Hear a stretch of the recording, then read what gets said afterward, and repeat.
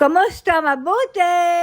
For today's video. For today's video, ito yung araw ng aking day off at bago ako dumiretso ng plat ay bumili nga ako niyan. Bumili ako ng leche plan at panlagay daw sa halo-halo at bumili din ako ng egg pie. At binigyan pa nga ako niyang free na mochi. Nang dumating nga pala ako dyan ay nag-iihaw ang aking ate at ang aking pinsan. Kapag lumalabas nga kami, ako lagi ang pinakahuli na dumating dahil sa dami ng mga seremonya na kailangan kong gawin kay Lola bago ako makaalis. Kulang nga pala kami dahil hindi nakalabas yung aming tita dahil sakto naman yung kanyang nakuhang reliever ay sumama ang pakiramdam. Nakakuha din naman siya agad ng kapalit ang kaso hindi pumayag yung mga anak ng kanyang alaga. Bihira lamang kami magkasama-sama kaya nakakahinayang din na hindi siya nakalabas. Magdadagat nga kami ng araw na yan at pagdating ko nga ay nakaluto na sila ng mga dadalhin na pagkain. Konti lang naman ang aming dadalhin at kami lamang din naman tatlo ang kakain. Konting asin para mag-balance na.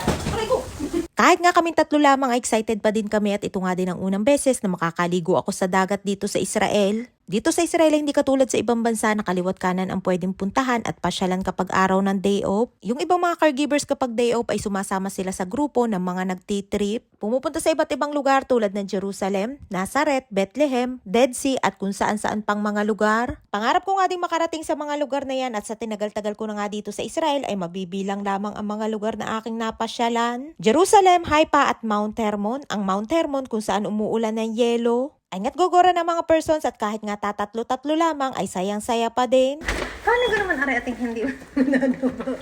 Ay nga't napansin pa talaga ang aking bit-bit na chocolate at paano baga naman daw hindi ako mananaba. Dati-rati nga iyang aking pinsan ang pinakamalaki sa amin, abay ngayon ay siya na ang pinaka-sexy. Naglakad nga muna kami papunta dyan sa sakayan at magtataksi na nga lamang kami papunta sa Yapo. Nasa sasakyan pa nga lamang kami ay sayang-saya na at todo maretesa na. Ganon nga kami kapag magkakasama, walang humpay na tawanan at kwentuhan. Sayang nga at kulang kami ng isa at kung kumpleto sana kami ay mas lalong masaya.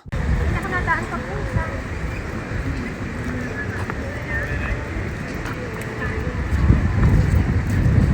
Ay nga't nakababa na kami at ang ganda nga ng lugar dahil naabutan namin ang sunset. At bago nga kami dumiretso ng dagat ay nagpicturan muna kami dyan sa may magandang view, nakita ang paglubog ng araw. Once in a blue moon nga lamang mangyari ang pagkakataon na yan, kaya naman sayan-saya ang person ng araw na yan. Punta natin.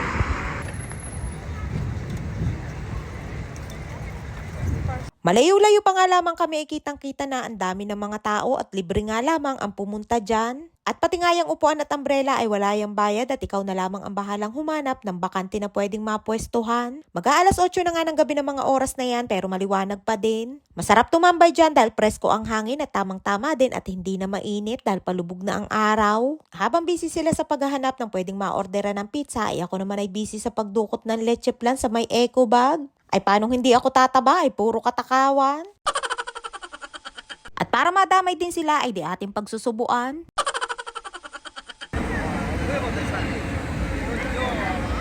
Kahit naman wala ito makabitulag. Eto oras na ng aming kainan, may adobong sitaw, pritong talong at inihaw na liempo. Simple nga lamang pero napakasarap na niyan sa amin lalo na sa tulad ko na bihira lamang makatikim ng ganan luto. Nakakapagprito din naman ako ng talong sa bahay ni na Lola pero hindi katulad niyan talong na parang katulad ng talong natin sa Pinas. Iba kasi ang talong nila dito sa Israel, yung malalaki na pabilog. At kapag niluto nga yun ay para sa akin ay hindi ganun kasarap tulad ng talong natin sa Pinas. Kain, wala na yung cellphone.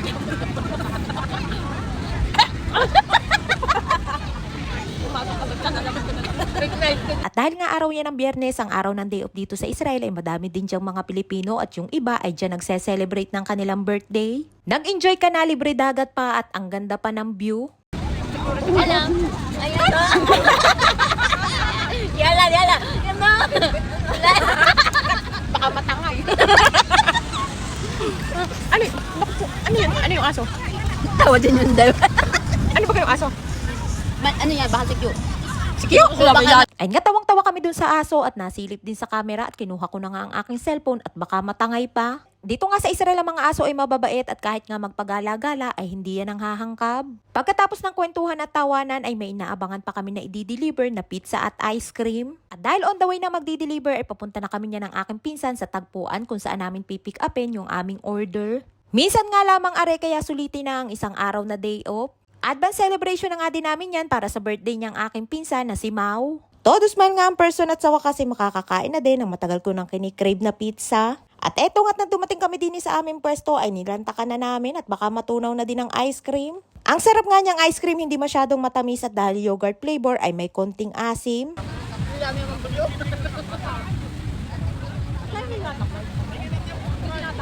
Patutunawan tayo nito ng ice cream.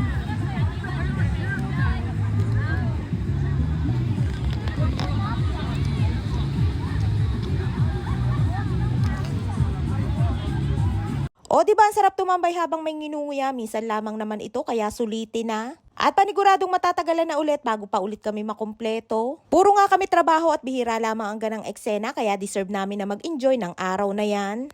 Pagkatapos namin kumain ay nagkayayaan na kami din nagpicturan muna at nagbidyuhan bago maligo. Kami nga lamang dalawa ng aking pinsan at ayaw maligo ng aking ate at siya na lamang daw ang magbabantay ng aming mga gamit. Alas 10 na nga yan ng gabi at madami pa ding mga tao na naliligo at mga nakatambay.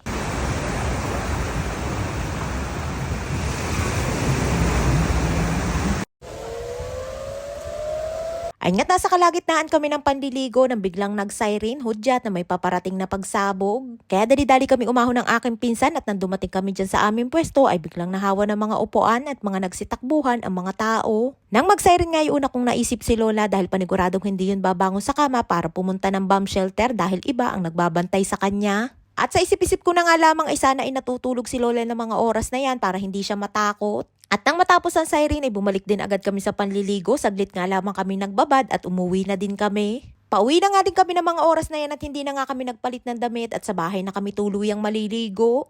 Pagsakay nga namin ay punuan at standing ovation ng peg at hanggang sa pagbaba namin ay nakatayo kami. Pagbaba namin ay naglakad pa kami ng ilang minuto papunta sa plat. Mga 11:30 na yan ang gabi at marami pa ding mga Pilipino na nasa labas. Kahit nga ilang oras lamang ang aming inilagay sa beach ay nag-enjoy naman kami at sulit din ang ilang oras. Ang sarap nga magbabad sa tubig dahil maligamgam at hindi din malakas ang alon. Nga't pagkalipas ng ilang oras ay balik na ulit sa bahay at pagdating nga namin ay nagbanlaw kami, kumain at tamang kwentuhan lamang bago matulog. At ayun nga sumalubong sa amin ang mga alagang pusa ng aking ate. May alagang aso nga din sila dati na si Marimar, isang Shih Tzu. Na kapag dumarating kami ay tuwang-tuwa na sinasalubong kami, ang kaso ay nawala na din siya. Nagkasakit at namatay na din dahil sa katandaan. At ayan ang mga pumalit kay Marimar, ang 3 pusa. Ayan si Donatello, ang makulit at bibong-bibo na pusa. At lahat sila inampo na mag-asawa ng aking ate. Ay siya hanggang dito lamang ating kwento for today's video. Maraming po salamat sa inyong support at laging panonood. Mag-ingat po kayo palagi. And please subscribe to my YouTube channel. Please follow and share. Salamat!